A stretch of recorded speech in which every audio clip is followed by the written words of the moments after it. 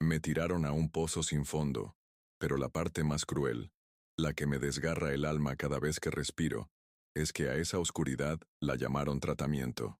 Esta frase retumba en el eco de mi mente, un eco que ahora es mi único compañero en la inmensidad de esta hacienda que construí con mis propias manos. El sol de San Miguel de Allende, ese que doraba mis campos de agave y me daba la bienvenida cada mañana, ahora es solo un vago calor sobre mi piel, un recuerdo lejano de un mundo que ya no puedo ver. Me quitaron la luz, sí, pero lo que realmente me robaron fue la confianza, la fe en mi propia sangre, dejándome ciego no solo ante el mundo, sino también ante la monstruosa realidad de la traición que germinó a mi lado, silenciosa y pacientemente, esperando el momento exacto para devorarlo todo. La ironía es un veneno que se sirve frío. Pasé mi vida entera construyendo un imperio, Tequila Herencia Dorada, un nombre que resonaba con poder y tradición en todo México. Creí que estaba forjando un legado, una fortaleza para mi único hijo, Javier. Pero en mi ceguera de padre, una ceguera mucho más profunda que la que ahora padezco, no vi que mientras yo apilaba ladrillos de oro y plata, él afilaba el puñal que usaría para despojarme de todo. Me convertí en un rey en un trono de agave, un titán de la industria, pero fracasé en la única tarea que realmente importaba, ver el corazón del hombre que crié, el heredero que no anhelaba mi legado, sino mi destrucción. Ahora, el silencio de estos pasillos de piedra se burla de mi impotencia. Cada sonido en esta casa es una aguja que me recuerda mi nueva realidad. El goteo de una fuente en el patio, el crujido de la madera bajo los pies de una sirvienta a la que le han prohibido hablarme, el susurro del viento entre los agaves que ya no puedo inspeccionar. Todo es un recordatorio de mi caída. Me siento como un fantasma en mi propio palacio, un prisionero en el paraíso que yo mismo diseñé. La oscuridad no es solo la ausencia de luz. Es un lienzo en blanco donde se proyectan mis peores miedos y mis más dolorosos arrepentimientos. Y en el centro de todas esas proyecciones, siempre aparece su rostro, el de mi hijo, sonriendo con esa frialdad calculadora que confundí con inteligencia y ambición. Me llamo Armando Fuentes. Tengo 70 años, y nunca imaginé que la luz de mis ojos, mi propio hijo, sería quien me sumergiría en una oscuridad eterna. Mi vida ha sido una batalla constante, una lucha desde la más humilde de las cunas, hasta la cima de una industria dominada por gigantes. Mis manos, ahora temblorosas y cubiertas de callos que se desvanecen, conocieron la tierra, el filo del coa de Yima, el calor de los hornos. Cada botella de Herencia Dorada, que se sirve en los bares más exclusivos del mundo, lleva una gota de mi sudor, una fibra de mi sacrificio. Pensé que al entregarle todo a Javier, le estaba dando las alas para volar más alto, pero solo le di el poder para arrancarme las mías de raíz, dejándome caer en este abismo. Esta mañana, como todas las mañanas desde que mi mundo se apagó, desperté con el sonido de los gallos, un sonido que antes marcaba el inicio de una jornada de trabajo y propósito. Ahora solo marca el comienzo de otro día de encierro. Estoy sentado en mi despacho, en el mismo sillón de cuero desde donde cerré tratos millonarios, y decidí el destino de miles de hombres. Pero hoy, este sillón es un trono de humillación. Puedo oler el polvo acumulado en los libros que ya no puedo leer, sentir el frío del mármol bajo mis pies descalzos. Me han dejado aquí, en el corazón de mi imperio, para que la soledad y la impotencia me consuman lentamente.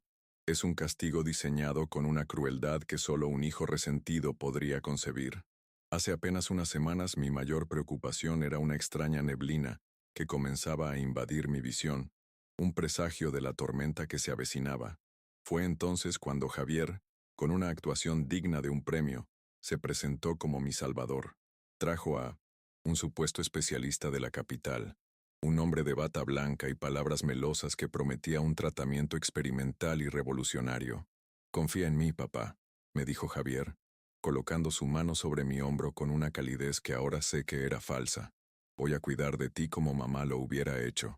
Usó el recuerdo de mi amada esposa, su memoria más sagrada, como el cebo para su trampa mortal. Y yo, desesperado por un poco más de luz, mordí el anzuelo. El ritual era diario. Cada mañana, Javier entraba a mi habitación con el pequeño frasco de gotas. Su voz era un bálsamo de preocupación fingida. Esto te arderá un poco al principio. Es la señal de que está funcionando, decía mientras inclinaba mi cabeza hacia atrás. Sentía el líquido frío invadir mis ojos, un escozor agudo que, en mi ingenuidad, interpreté como la medicina luchando contra la enfermedad. Qué tonto fui. Estaba recibiendo mi dosis diaria de veneno de las manos de mi propio heredero, celebrando cada nueva punzada, de dolor como un paso hacia la recuperación, cuando en realidad era un paso más hacia la oscuridad absoluta, una oscuridad planeada y ejecutada, con una precisión aterradora. Recuerdo cómo, durante esas semanas, le agradecía, le decía lo orgulloso que estaba de él, del hombre responsable en el que se había convertido. Veía su dedicación como la prueba final de que mi legado estaba en las mejores manos. Mientras mi mundo visual se encogía, mi confianza en él se expandía desmesuradamente. Él me leía los informes financieros, me describía el estado de los campos de agave y yo, ciego y confiado, asentía a todo, elogiando su gestión. Estaba orquestando el saqueo de mi vida frente a mis propios ojos, y yo lo aplaudía, convencido de que era el acto de amor filial más grande que jamás había recibido. La verdad es que era un maestro de la manipulación. La degeneración fue rápida, mucho más de lo que cualquier enfermedad natural podría haber logrado. Lo que comenzó como una neblina se convirtió en una densa niebla, luego en sombras y finalmente, en una noche perpetua. El día que desperté y no pude distinguir ni un resquicio de luz bajo la puerta, un pánico helado me recorrió. Llamé a Javier y él acudió con su calma ensayada. Tranquilo, papá. El médico dijo que esto era una posibilidad, una fase crítica antes de la mejora. Mintió con una facilidad que helaba la sangre. Me guió, me ayudó a vestirme, me sentó a la mesa del desayuno, actuando como el hijo devoto, mientras yo me ahogaba en mi nueva y total negrura. Ese mismo día, con la excusa de no romper la rutina para mantenerme activo, me llevó al despacho. Su voz era mi único lazarillo en un laberinto de muebles que habían sido mis compañeros durante décadas. Hay unos documentos de la cosecha que necesitan tu firma, papá. Pura formalidad para autorizar los pagos a los gimadores, dijo, colocando un bolígrafo en mi mano y guiando mi dedo índice hasta el lugar donde debía firmar. Sentí el papel, grueso y oficial, el olor de la tinta fresca. Hice lo que me pidió, trazando mi nombre, la rúbrica que había sellado el destino de mi empresa tantas veces. No sabía que, en ese momento, estaba firmando mi sentencia de muerte civil, mi exilio del mundo que había creado.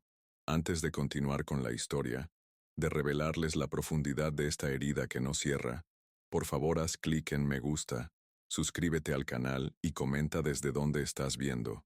Me encuentro en un pozo de soledad, y saber que hay alguien ahí, fuera, escuchando mi voz, es un pequeño faro en esta inmensa oscuridad. Tu apoyo es muy importante para mí, más de lo que puedes imaginar. Es un recordatorio de que, aunque un hombre me traicionó, todavía existe la bondad en el mundo, una bondad que ahora valoro por encima de cualquier fortuna. Gracias por acompañarme en este doloroso relato. Mi mundo siempre fue esta hacienda, la herencia dorada. No es solo una propiedad, es un ser vivo que respira con el ciclo del agave. Recuerdo haberla comprado cuando era apenas un terreno polvoriento con una casona en ruinas. Invertí cada peso que tenía, cada hora de mi juventud, para transformarla en lo que es hoy. Los vastos campos de agave azul, plantados en hileras perfectas que se pierden en el horizonte, eran mi orgullo.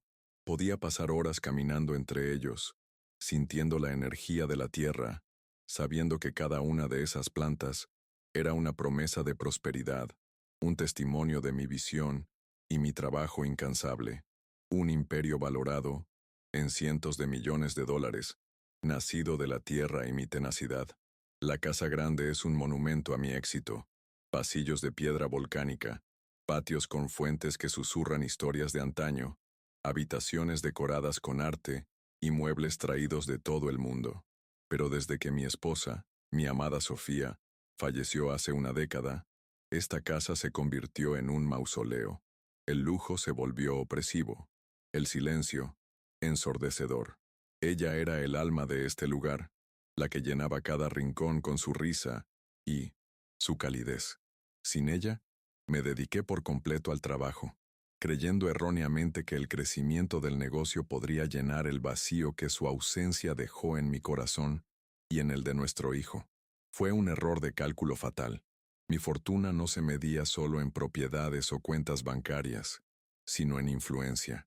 El nombre Fuentes era sinónimo de poder en Guanajuato y en toda la industria tequilera. Políticos, empresarios, artistas, todos buscaban mi favor, una invitación a mis fiestas de la cosecha, que eran legendarias. Yo era don Armando, una figura respetada y, debo admitirlo, temida. Mi palabra era ley. Construí esta armadura de autoridad para proteger mi imperio, para asegurar el futuro de mi hijo. Nunca pensé que el enemigo no estaba afuera, en las salas de juntas de mis competidores, sino dentro de mis propios muros, compartiendo mi mesa y llevando mi sangre. La relación con los trabajadores era de un respeto distante. Admiraban mi éxito, mi capacidad para convertir la tierra en oro líquido.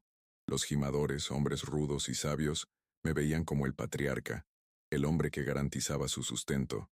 Les pagaba bien, exigía lo mejor, y a cambio, ellos me daban su lealtad. Especialmente el viejo Mateo, mi maestro gimador, un hombre que había estado a mi lado desde el principio. Su nieta, Elena, una joven silenciosa y trabajadora, había empezado a trabajar en la cocina de la hacienda hacía poco. En ese entonces, para mí, eran solo piezas en el gran engranaje de herencia dorada, no personas con sus propias vidas y lealtades. Mis días transcurrían en una rutina de poder, reuniones en mi despacho, llamadas a Nueva York, Londres, Tokio. Supervisaba cada aspecto del negocio, desde la calidad del agave hasta las estrategias de marketing global. Mi mente era una calculadora, siempre midiendo riesgos, proyectando ganancias, expandiendo mi dominio. Creía que esta obsesión era una virtud, la prueba de mi dedicación. No me daba cuenta de que estaba construyendo una jaula de oro para mí y para mi hijo, una jaula que me aislaba de las emociones humanas simples y que, para él, se convirtió en una prisión de expectativas que alimentó su resentimiento. Mi mayor contradicción era esa, un titán en los negocios, pero un indigente emocional. En la soledad de mi habitación por las noches, miraba el retrato de Sofía y me preguntaba si estaría orgullosa del imperio que había construido, o si me recriminaría el padre ausente en el que me había convertido. Delegué la crianza de Javier a tutores y niñeras, compensando mi ausencia con regalos caros y una herencia garantizada. Le di todo lo material que un joven podría desear, pero le negué lo único que realmente necesitaba: mi tiempo, mi atención, mi afecto genuino. Estaba tan ocupado construyendo su futuro que olvidé estar presente en su vida. Y luego estaba Javier, mi hijo, mi heredero. Con sus 35 años, era la imagen de la elegancia y el éxito. Educado en las mejores universidades del extranjero, hablaba varios idiomas. Se movía con una soltura encantadora en los círculos más altos. Lo nombré director financiero, el guardián de la fortuna familiar. Parecía el hijo perfecto, el brazo derecho leal, siempre un paso por delante, siempre con la solución precisa a cualquier problema. Su inteligencia era innegable, pero ahora sé que detrás de esos ojos vivos y esa sonrisa fácil se escondía una frialdad abismal, un vacío que ninguna cantidad de dinero podía llenar. Sus ropas de diseñador siempre me parecieron fuera de lugar en la hacienda. Mientras yo vestía mis guayaberas de lino, él usaba trajes italianos que costaban más que el salario anual de un gimador. Era un contraste que yo interpretaba como su adaptación al mundo moderno de los negocios internacionales, una señal de su sofisticación. No veía que era un símbolo de su desconexión con la tierra, con el origen de nuestra fortuna. Él no amaba el agave, no respetaba el proceso. Para él, todo se reducía a números en una pantalla, activos que podían ser liquidados, un imperio que no era para ser cuidado sino consumido. Recuerdo una conversación, unas semanas antes de mi ceguera. Me habló de una oportunidad de diversificación, una inversión masiva en un fondo tecnológico en el extranjero. Lo presentó con gráficos y proyecciones impecables. Papá, es el futuro. La Tierra es lenta. Esto es inmediato, argumentó. Me sentí orgulloso de su visión audaz. Le di mi bendición sin dudarlo, autorizando la transferencia de una suma considerable. Eres brillante, hijo. Sabía que llevarías a Herencia Dorada al siguiente nivel, le dije. Qué ironía. Estaba, en efecto, llevando todo a otro nivel, al nivel de su cuenta bancaria personal en un paraíso fiscal. Él se sentía disminuido por mi sombra. Ahora lo entiendo. Cada logro suyo era, a los ojos del mundo, un logro mío. Era el hijo de don Armando. Ese título, que yo creía un privilegio, era para él una cadena perpetua. El resentimiento creció en él como una mala hierba, en silencio, hasta ahogar cualquier rastro de amor o lealtad que pudo haber tenido por mí. Su ambición no era construir, era destruir lo que yo había construido para poder erigir algo sobre mis ruinas, algo que fuera solo suyo. Su vulnerabilidad era su máscara, una herramienta finamente afilada para ocultar su naturaleza depredadora. Javier no era la pureza perdida, era la encarnación de mi propio fracaso como padre, el resultado de darle a un niño todo lo material mientras se le niega el alimento del alma. Lo convertí en un experto en finanzas, pero en un analfabeto emocional. Le enseñé el valor de un barril de tequila añejo, pero no el valor de un abrazo sincero. Él era mi espejo, y el reflejo que me devolvía era el de un hombre que había conquistado el mundo a costa de perder a su familia. Su traición no nació de la nada. Fue una cosecha amarga que yo mismo sembré durante décadas de negligencia emocional. El día que la oscuridad se hizo total, fue el día de mi crucifixión. Tras guiar mi mano para que firmara mi propia desheredación, hubo un silencio pesado, cargado de una tensión que podía cortar el aire. Dejé el bolígrafo sobre la mesa y esperé sus palabras de aliento, alguna mentira piadosa sobre la fase crítica del tratamiento. Pero no llegó nada de eso. La silla frente a mí se movió, el sonido de alguien levantándose lentamente. La atmósfera en la habitación cambió, el aire se volvió gélido, y un instinto primario me gritó que algo estaba terriblemente mal. ¿Javier? Pregunté, mi voz apenas un susurro. La única respuesta fue el sonido de papeles siendo ordenados y guardados en un maletín.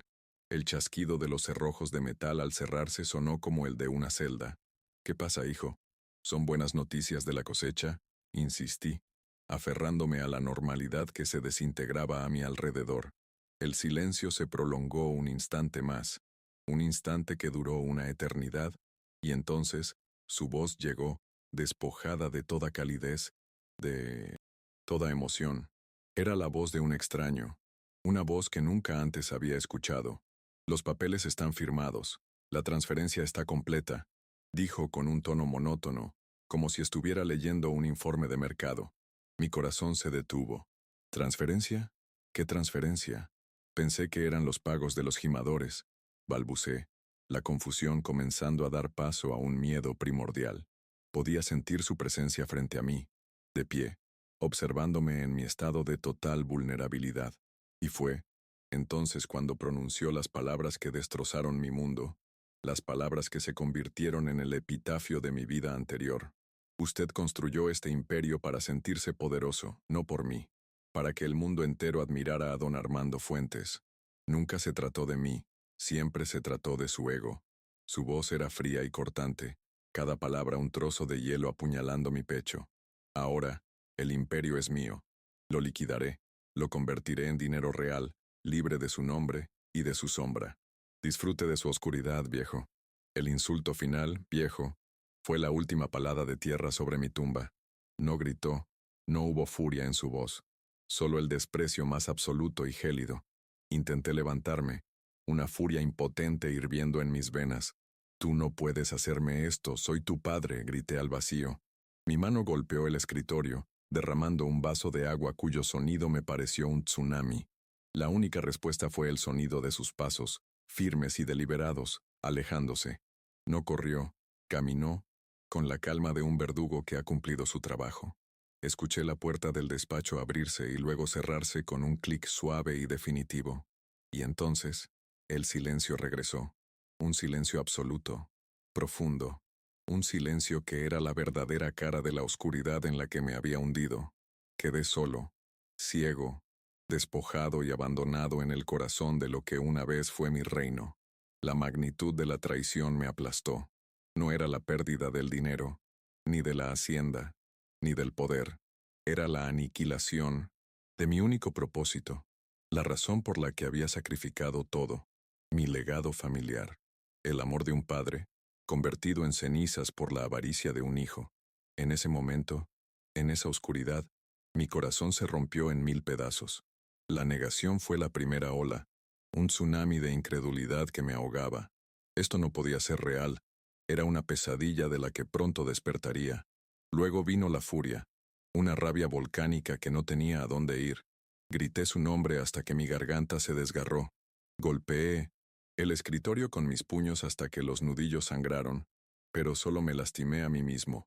Mi poder, mi autoridad, se habían desvanecido en el aire. Era un león sin garras y sin dientes, rugiendo en una jaula de oscuridad. Me arrastré por el suelo de mi oficina, tropezando con los muebles que conocía de memoria, pero que ahora se sentían como obstáculos en una tierra extraña. Era un rey destronado, un dios caído, un hombre reducido a nada, y finalmente, cuando la furia se agotó, llegó el 1900 invitado más cruel de todos, el desespero, un peso insoportable que se instaló en mi pecho, robándome el aire, aplastando cualquier atisbo de esperanza. Me acurruqué en un rincón del despacho, como un animal herido, y lloré. Lloré por mi esposa, por el hijo que creí tener, por el padre que no supe ser. Lloré por mi ceguera, la de mis ojos y, sobre todo, la de mi alma. El gran don Armando Fuentes, el rey del agave, no era más que un viejo ciego y solo, abandonado a su suerte, cuyo único legado era un hijo monstruoso y un vacío infinito. La noche cayó sobre San Miguel de Allende, pero para mí no hubo diferencia. Mi noche había comenzado esa mañana y parecía no tener fin. Los sonidos de la hacienda se fueron apagando, reemplazados por los grillos y el lejano ladrido de un perro. Nadie vino a buscarme. Nadie se atrevió a entrar al despacho. Las órdenes de Javier debieron ser claras y estrictas. Déjenlo solo, que se pudra en su oscuridad. El frío del suelo de mármol comenzó a filtrarse en mis huesos, un frío que no era nada comparado con el invierno que se había instalado en mi alma. En esa oscuridad total, los recuerdos comenzaron a asaltarme. Imágenes de un Javier niño, corriendo por los campos de agave, riendo mientras lo levantaba en mis brazos. ¿En qué momento se perdió ese niño? ¿En qué momento el amor se convirtió en resentimiento y el resentimiento en este odio calculador?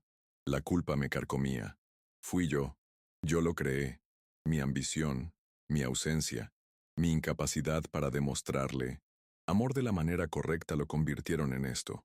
Le di un reino, pero le negué un padre.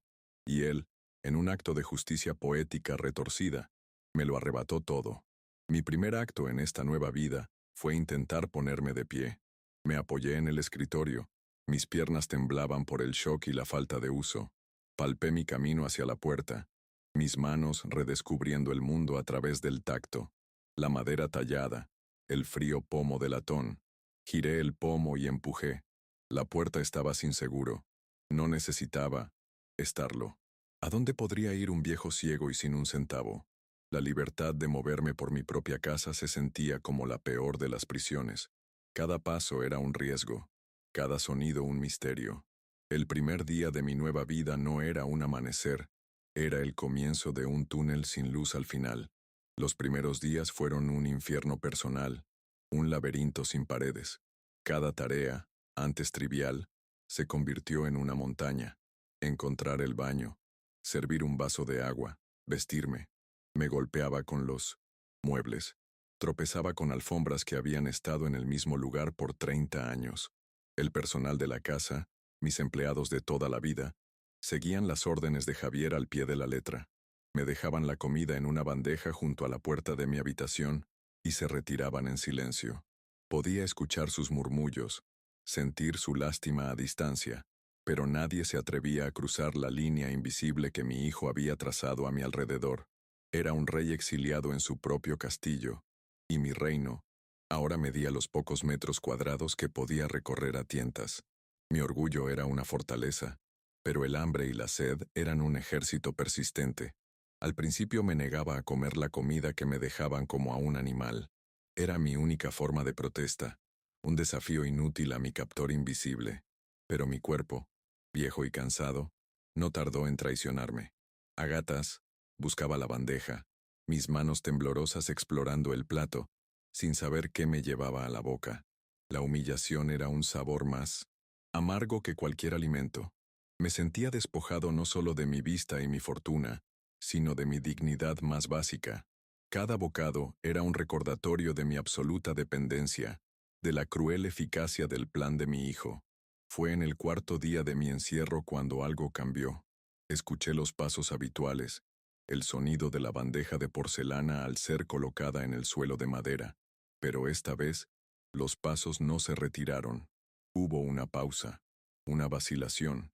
Entonces, una voz suave y joven rompió el silencio impuesto. Señor, es caldo de pollo, caliente. Se lo voy a dejar más cerca de la silla para que no se le caiga. Era Elena, la nieta de Mateo, la joven que trabajaba en la cocina. Su voz no tenía lástima, sino un simple y llano respeto, una decencia que me golpeó con más fuerza que cualquier insulto. Fue el primer acto de humanidad que había recibido en días. Mi primera reacción fue la de un animal herido, la ira. ¿Quién te dio permiso para hablarme? No necesito la ayuda de nadie. Llévate tu comida, espeté, mi voz ronca por el desuso y la rabia. Quería alejarla, proteger los restos de mi orgullo, no permitir que nadie fuera testigo de mi degradación. Escuché su respiración tranquila. No se movió. Mi abuelo dice que un hombre no debe comer en el suelo. Con su permiso, voy a entrar la bandeja a la mesita, dijo, su tono firme pero respetuoso. El sonido de la puerta abriéndose fue el de mis defensas derrumbándose. Entró, colocó la bandeja y antes de irse, añadió, la cuchara está a su derecha, señor. Su pequeña rebelión se convirtió en una rutina. Cada día, ella misma me traía la comida y rompía las reglas de Javier con pequeños actos de bondad. No hablaba mucho, pero su presencia era un bálsamo. Me describía el plato. Hoy hay carne asada con papas y los frijoles están en un tazón pequeño a su izquierda. Comenzó a guiarme por la habitación, permitiéndome recuperar una mínima sensación de autonomía. 3 pasos al frente está el sillón, señor, y la ventana está a su derecha. El sol de la tarde ya está entrando. Era paciente, nunca invasiva, y en su compañía, comencé a sentirme menos como un fantasma y más como una persona. Una tarde, mientras me ayudaba a llegar al balcón que daba a los campos de agave, el aroma de la tierra húmeda me trajo un recuerdo vívido. Recordé a Sofía, mi esposa, caminando por esos mismos campos después de la lluvia. Ella conocía el nombre de cada gimador, preguntaba por sus hijos, se sentaba a compartir tortillas con sus esposas. Yo, en cambio, los veía como números, como productividad. Sofía era el corazón de herencia dorada, mientras que yo era solo el cerebro. La simple decencia de Elena era un eco de la de mi esposa, un doloroso recordatorio de la calidez que yo nunca supe ofrecer ni cultivar. La culpa, una vez más, me inundó como una marea oscura. Esa conexión con el pasado, con el amor que perdí, me hizo darme cuenta de que revolcarme en la autocompasión era una victoria para Javier. Si mi hijo había heredado mi frialdad, yo tenía que encontrar la calidez de Sofía dentro de mí para sobrevivir. La bondad de Elena no era lástima, era una semilla de esperanza. Me enseñó que, incluso en la oscuridad más profunda, una pequeña luz puede hacer una diferencia. Me aferré a esa idea, a ese pequeño gesto de una casi extraña, como un náufrago se aferra a un trozo de madera en medio del océano. Era el comienzo de una nueva batalla, una que no se pelearía con dinero o poder, sino con una fuerza que había olvidado que poseía. Si amas a Jesús y crees que la bondad, como la de Elena, es la luz más poderosa en cualquier oscuridad, Te pido que te suscribas a nuestro canal. Tu suscripción es una señal de que no estamos solos, de que hay una comunidad que valora la compasión por encima de la crueldad. Al unirte, nos ayudas a seguir compartiendo estas historias, estos testimonios de que la fe y la dignidad pueden prevalecer incluso en las pruebas más terribles. No te pierdas las próximas revelaciones, porque la justicia a veces tarda en llegar, pero siempre encuentra su camino. Únete a nosotros y sé parte de esta comunidad de esperanza. Comencé a hablar con Elena. Al principio, eran preguntas simples sobre la hacienda. Luego, me atreví a pedirle más. En mi despacho, sobre la mesa, Javier dejó una pila de correspondencia. Dijo que no era importante. ¿Podrías leerme algo? Le pedí un día, mi voz cargada de una vulnerabilidad que me costaba admitir. Ella aceptó sin dudar.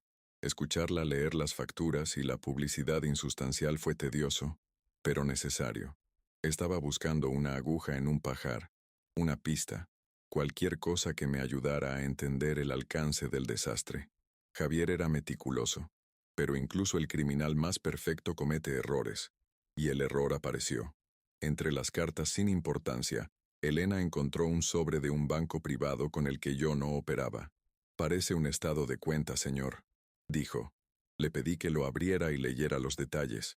Su voz tembló ligeramente al leer la cifra. Una transferencia de una cantidad astronómica de dinero, realizada el mismo día que firmé aquellos fatídicos papeles. El destinatario, una cuenta en las Islas Caimán a nombre de una corporación que no reconocí. La suma coincidía exactamente con el capital que había autorizado para aquella inversión tecnológica. El aire se me escapó de los pulmones. No fue solo una estafa, fue un saqueo premeditado y masivo. Mientras yo asimilaba la magnitud del robo financiero, la narrativa nos muestra a Javier en un lujoso penthouse en la Ciudad de México. Se le ve celebrando, rodeado de gente superficial, derrochando el dinero que me robó. Sin embargo, su sonrisa no llega a sus ojos. En un momento de soledad, recibe una llamada. Su tono cambia, se vuelve defensivo, nervioso. Sí, sé que me retrasé. Tendrán su dinero la próxima semana, dice con urgencia. Se revela que su estilo de vida extravagante lo había llevado a acumular deudas inmensas con gente muy peligrosa.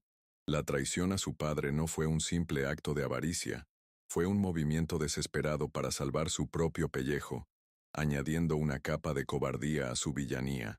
Esta revelación, que nosotros como audiencia vemos pero que yo en mi oscuridad solo intuyo, cambia la perspectiva. Javier no es un genio del mal, es un hombre débil y acorralado por sus propias malas decisiones. Su crueldad no nace de la fuerza, sino del pánico.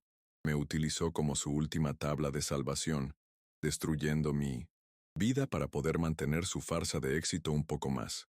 Esto no disminuye su crimen, al contrario, lo hace aún más despreciable.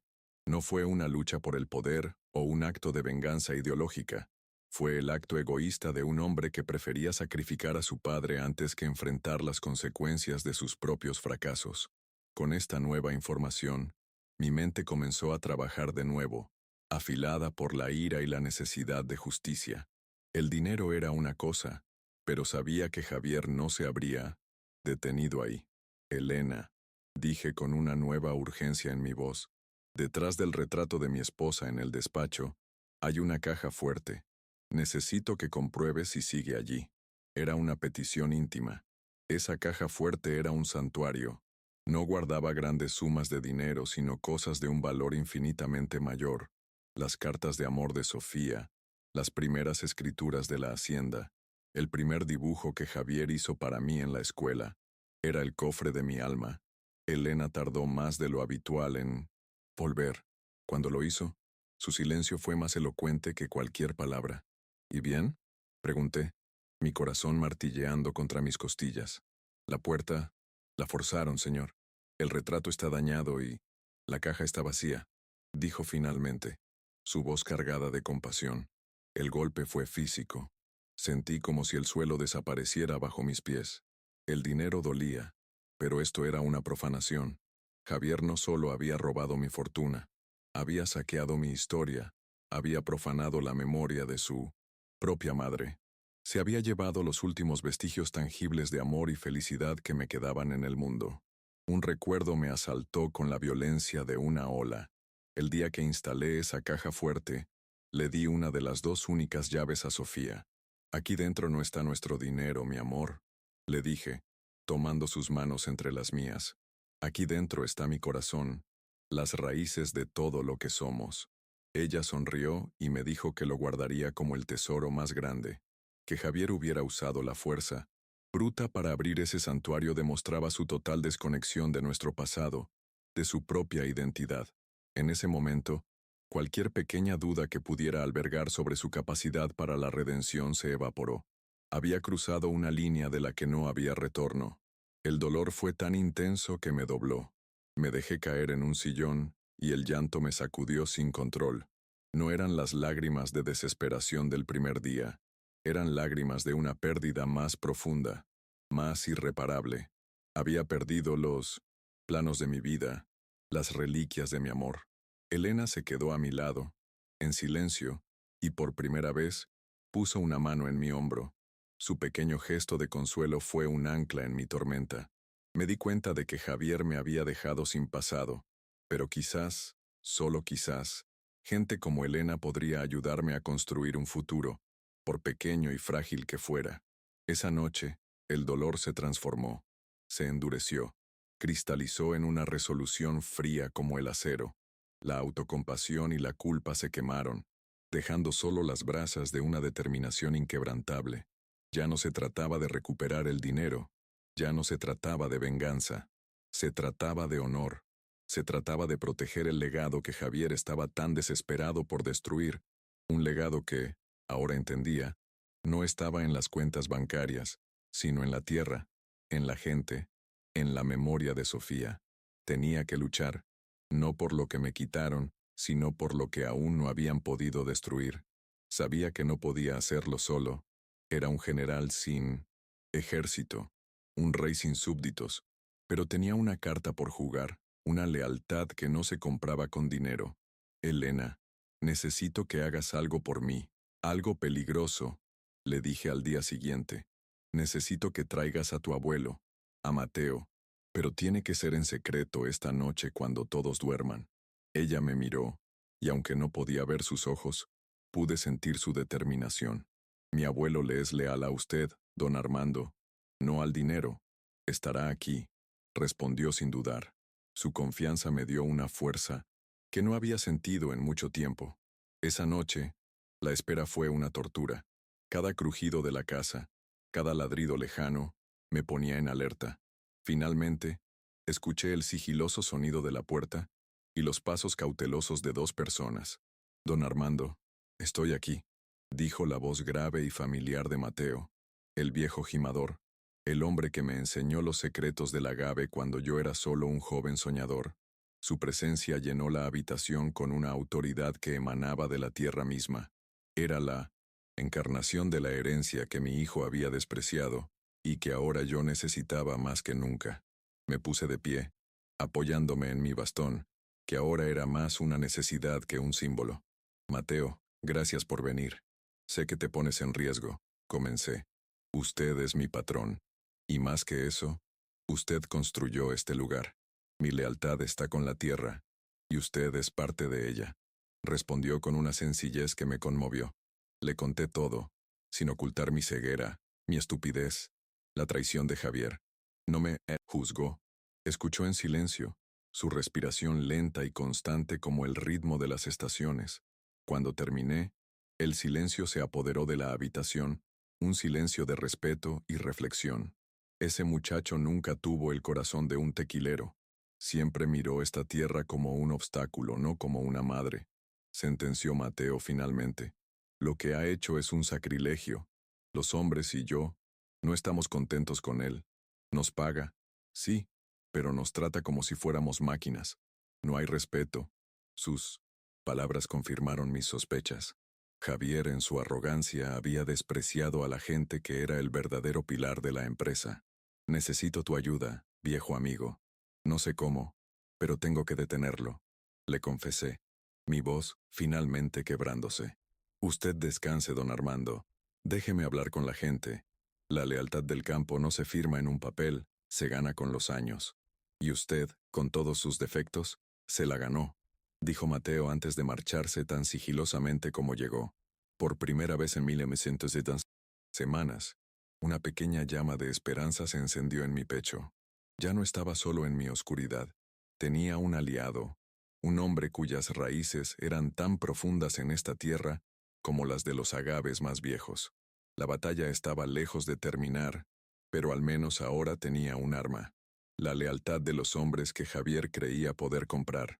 Los días siguientes transcurrieron con una tensión subterránea. Elena se convirtió en mis ojos y oídos, informándome de los movimientos en la hacienda. Me contaba cómo Mateo se reunía en pequeños grupos con los gimadores más antiguos, cómo el descontento hacia Javier crecía como una marea silenciosa. Estaban organizando una resistencia pacífica, una red de información que me mantenía al tanto de todo. Mientras tanto, yo pasaba mis horas reconstruyendo el imperio en mi mente, no con ladrillos y mortero, sino con estrategia, usando el conocimiento que solo yo poseía sobre el negocio y sus debilidades. Fue Elena quien me trajo la noticia que lo cambió todo. Llegó a mi habitación una mañana, su respiración agitada. Señor, he oído a los guardias hablar. Javier, viene para acá, regresa mañana, dijo con urgencia. Sentí un escalofrío. La confrontación que tanto temía y anhelaba estaba a punto de ocurrir. Pero la siguiente parte de la noticia fue como una daga en el corazón. Y no viene solo. Trae a unos inversionistas extranjeros. Dicen que viene a vender la hacienda. La venta de la herencia dorada. El acto final de 1900. Aniquilación. La noticia me golpeó con la fuerza de un huracán. Venderla. Vender el trabajo de mi vida. La tumba de mi esposa. El futuro de cientos de familias que dependían de ella. Convertir décadas de sudor y sacrificio en un fajo de billetes para alimentar su vida de excesos. Era el insulto final, la profanación definitiva. Javier no solo quería el dinero, quería borrarme del mapa, erradicar mi legado hasta que no quedara ni el polvo. En su mente, mientras la hacienda existiera, mi sombra seguiría proyectándose sobre él. Tenía que destruirla para sentirse libre. Me quedé de pie en medio de la habitación, el mundo girando a mi alrededor aunque no pudiera verlo. La desesperación amenazó con volver a tragarme. ¿Qué podía hacer yo? Un viejo ciego, sin poder legal, sin recursos. Estaba atrapado. Javier llegaría, firmaría los papeles con el poder que yo mismo le había entregado, y yo no podría hacer nada más que escuchar cómo el alma de mi vida era subastada al mejor postor. Me sentí completamente vulnerable, expuesto, como un animal acorralado esperando el disparo final. Era el momento de mi máxima debilidad. La indignación moral, sin embargo, es una fuerza poderosa. El pensamiento de esos extraños caminando por mi casa, por mis campos, decidiendo el destino de mi gente, encendió un fuego en mi interior, un fuego que quemó el miedo y la impotencia. No, no iba a permitirlo. No sabía cómo, pero no me quedaría de brazos cruzados. Moriría de pie en mi propia tierra antes que dejar que Javier cometiera ese último sacrilegio. La visita de mi hijo ya no era una amenaza, se había convertido en una oportunidad. La batalla final se libraría aquí, en mi territorio. Esa noche no dormí. Mi mente era un torbellino de planes y posibilidades. Repasé cada rincón de la hacienda en mi memoria, cada empleado, cada proceso. Buscaba una debilidad en su plan, una grieta en su armadura de poder legal.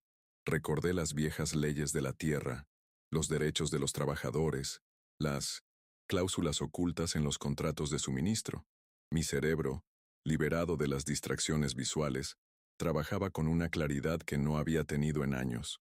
La oscuridad me había quitado los ojos, pero me había devuelto la concentración, la agudeza de un estratega en la víspera de su batalla más importante. Llamé a Elena una última vez antes del amanecer. Le di instrucciones precisas, un mensaje para Mateo. Era un plan arriesgado, basado más en la fe y la lealtad que en la lógica. Dependía enteramente del corazón de los hombres. algo que Javier nunca entendería ni podría controlar. Dile a tu abuelo que ha llegado el momento, que preparen a la gente, no con violencia, sino con dignidad, que le muestren al mundo lo que es la verdadera herencia dorada, le dije, mi voz firme, sin rastro de duda. Ella asintió en la oscuridad y partió a cumplir su misión. Ahora, estoy aquí, sentado en mi despacho, esperando. Puedo escuchar el sonido de los autos de lujo acercándose por el camino de Grava. La comitiva de la muerte ha llegado. Mi corazón late con fuerza, no de miedo, sino de una extraña y tranquila expectación. Estoy en mi momento más vulnerable, ciego y legalmente impotente. El espectador, el público que escucha mi historia, debe sentir la máxima indignación moral, el deseo desesperado de que la justicia prevalezca contra toda probabilidad. El telón del segundo acto está cayendo, dejándome solo en el escenario, esperando a que el villano entre para la confrontación final. Mi hijo está a punto de entrar por esa puerta, esperando encontrar a un viejo quebrado y derrotado. Se va a llevar una sorpresa, porque en esta oscuridad he aprendido algo que él nunca sabrá. El verdadero poder no reside en lo que puedes poseer o vender, sino en aquello por lo que estás dispuesto a luchar hasta el final. Y yo estoy dispuesto a luchar por el alma de este lugar. Que venga. Estoy listo. La venta de mi hacienda no será el final de mi historia. Será el comienzo de la suya. Una historia de cómo un hombre lo tuvo todo, y al final se quedó sin nada. He orquestado mi defensa desde las sombras, moviendo las únicas piezas que me quedaban, la lealtad y el honor. Mi hijo cree que viene a una simple transacción comercial, a un último acto de humillación. No sabe que está entrando a un juicio donde los jueces no serán abogados ni notarios, sino los hombres y mujeres que conocen el verdadero valor de esta tierra. El clímax de esta tragedia no será mi destrucción, sino la revelación de su propia bancarrota moral. La tensión es palpable. El aire está cargado de un enfrentamiento inevitable que lo definirá todo. Mi plan es una apuesta desesperada. Podría fallar estrepitosamente. Podría terminar aún más humillado de lo que ya estoy. Pero es mejor caer luchando por algo que vivir de rodillas ante la injusticia. He aceptado mi destino. La oscuridad me ha preparado para esta confrontación. Sin la distracción de las apariencias, de las sonrisas falsas, ahora puedo ver con más claridad. Puedo escuchar la mentira en la voz, sentir la codicia en el aire. Javier viene a vender una propiedad, pero yo voy a defender un hogar, y esa es una fuerza que él nunca podrá igualar. El sonido de sus pasos se acerca por el pasillo. Pasos caros, arrogantes. Los reconozco. Son los mismos pasos que se alejaron de mí el día que me sumergió en esta oscuridad. Pero esta vez, no me provocarán terror. Esta vez, son la señal de que la batalla está por comenzar. El segundo acto de mi vida termina aquí, en la quietud de este despacho, con el eco de la traición llamando a mi puerta. Y el tercer acto, ya sea de triunfo o de tragedia, está a punto de empezar. Que el mundo sea testigo. La puerta de mi despacho se abrió, inundando el pasillo con la luz del sol que solo podía sentir como un cambio de temperatura en el aire. Escuché varios pasos, pero reconocí los de mi hijo de inmediato. Rápidos, arrogantes, el sonido de unos zapatos italianos caros sobre la madera, centenaria. Venía acompañado. Podía oler la mezcla de sus colonias costosas y el sudor nervioso de los extraños. Y esta es la oficina principal, el cerebro del imperio, dijo Javier con un tono de anfitrión, como si yo fuera parte de la decoración. Hubo un silencio incómodo cuando se dieron cuenta de mi presencia, sentado en mi sillón, inmóvil en la penumbra. Padre, ¿sigues aquí?, dijo Javier, su voz teñida de una sorpresa mal disimulada. Veo que has encontrado un nuevo pasatiempo. Coleccionar polvo en la oscuridad. Les presento a mis socios, los señores Schmidt y Tanaka. Están considerando adquirir esta propiedad rústica. La forma en que pronunció rústica fue un insulto deliberado, un intento de minimizar la grandeza de todo lo que yo había construido. Me mantuve en silencio, dejando que su crueldad se expusiera sola, permitiendo que los compradores sintieran la atmósfera envenenada de la habitación. Podía sentir sus miradas sobre mí, cargadas de curiosidad y lástima. Javier, Ignorándome, continuó su discurso de venta, describiendo los acres, la producción, las proyecciones de ganancias. Su voz era fluida y convincente, el producto de la costosa educación que yo le había pagado, pero yo escuchaba más allá de las palabras. Escuchaba la desesperación subyacente, la urgencia de un hombre que vende las joyas de la familia para pagar a sus acreedores. Mientras hablaba, me concentré en mis otros sentidos. El zumbido de una mosca atrapada en la ventana, el aroma del café, recién hecho en la cocina, el ritmo nervioso de los dedos del señor Tanaka tamborileando sobre su maletín. El mundo era una sinfonía de detalles que antes ignoraba. Finalmente, cuando hizo una pausa para tomar aire, decidí hablar. Mi voz, cuando salió, no fue un grito de rabia, sino un murmullo tranquilo y firme que cortó el aire como un cuchillo. Esta hacienda tiene un alma, señores, y el alma no se puede vender. Javier soltó una risa forzada. El viejo se ha vuelto poético en su retiro. No, le hagan caso, la edad le afecta. Como les decía, el potencial de exportación a Asia es... Lo interrumpí de nuevo, esta vez dirigiéndome directamente a él, aunque miraba hacia el vacío. Me quitaste los ojos, Javier, pero me devolviste la visión. La habitación se quedó en un silencio absoluto. Mis palabras flotaron en el aire, cargadas de un peso que ni Javier podía ignorar. Continué, mi voz ganando fuerza. Yo estaba ciego, sí, ciego por el dinero, por el poder, por construir un imperio de ladrillos y agave. Estaba tan ciego que no pude ver lo que realmente importaba: la lealtad, el respeto, el corazón de la gente que trabaja esta tierra. Ciego para ver al hombre en el que te habías convertido. Cada palabra era una verdad que había destilado en mi oscuridad, y sentí un poder en ellas que ninguna fortuna podría comprar. Javier intentó recuperar el control. Basta ya de tonterías. Ha perdido la cabeza. Señores, si me acompañan, les mostraré los campos.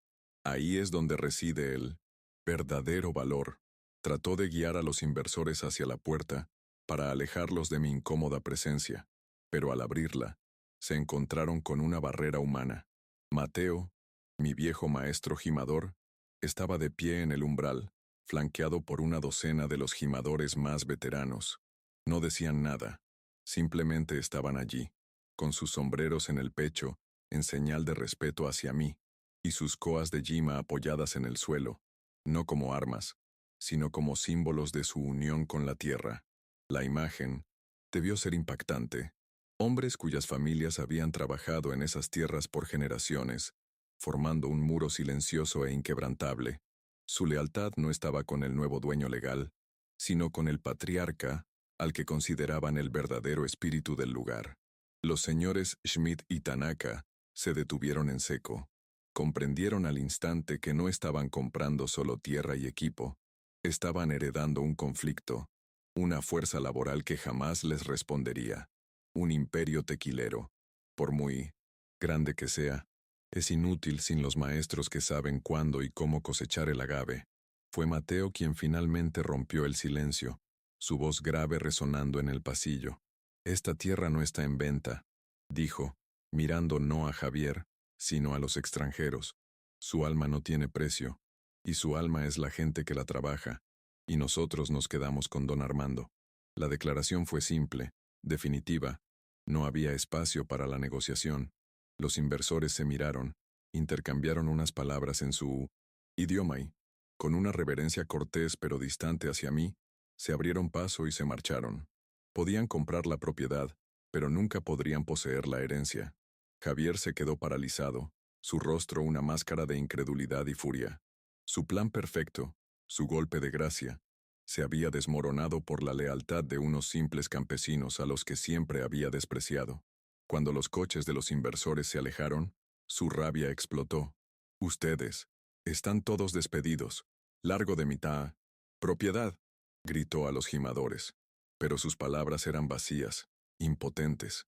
Mateo simplemente negó con la cabeza y los hombres se retiraron en silencio, no por obediencia a él, sino porque su trabajo allí había terminado. Habían ganado. Solo quedamos él y yo. Se volvió hacia mí, sus ojos seguramente ardiendo de odio. Arruinó mi negocio. Me ha costado millones, siseó, su voz temblando de rabia. Tú no tenías un negocio, Javier. Tenías un botín, y lo has perdido. Le respondí con una calma, que lo enfureció aún más. Se acercó y por un momento pensé que me golpearía, pero no lo hizo. La cobardía que lo había llevado a traicionarme le impidió enfrentarme. En lugar de eso, escupió al suelo. Disfrute de su reino de tierra y polvo, viejo.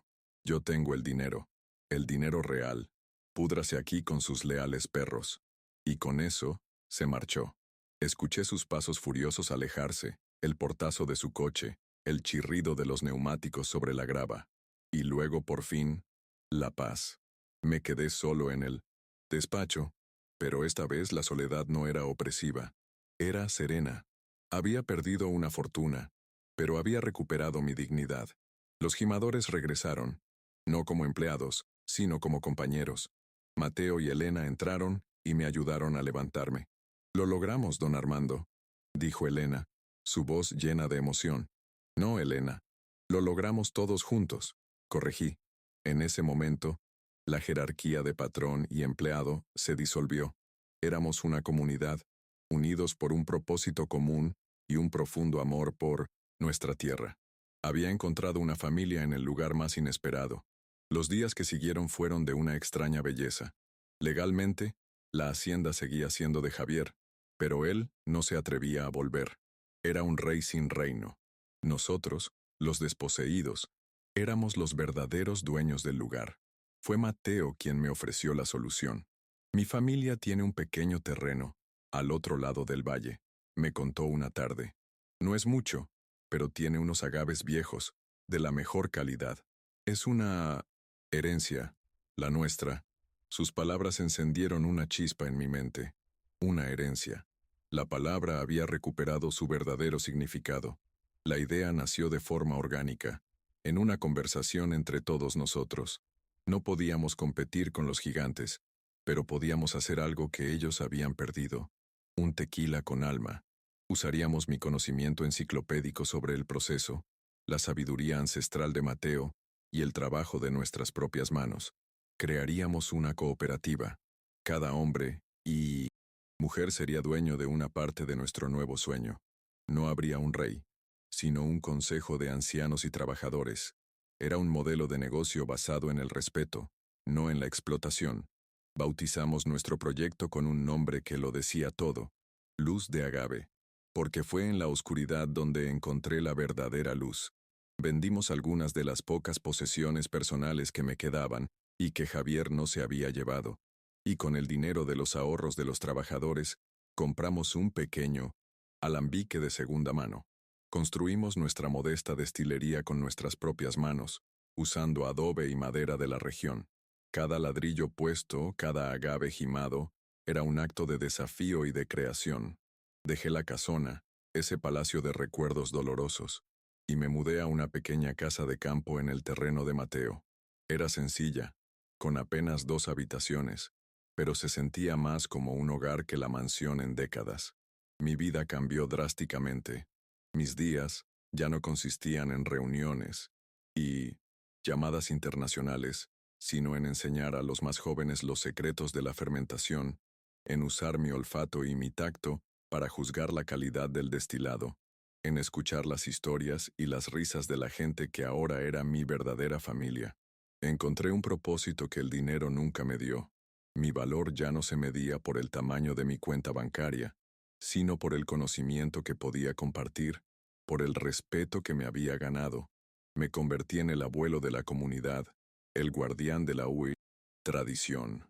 Elena se convirtió en la hija que nunca tuve, cuidándome con un cariño genuino y gestionando la pequeña administración de nuestra cooperativa con una inteligencia y una honestidad que eran el polo opuesto a la astucia de Javier.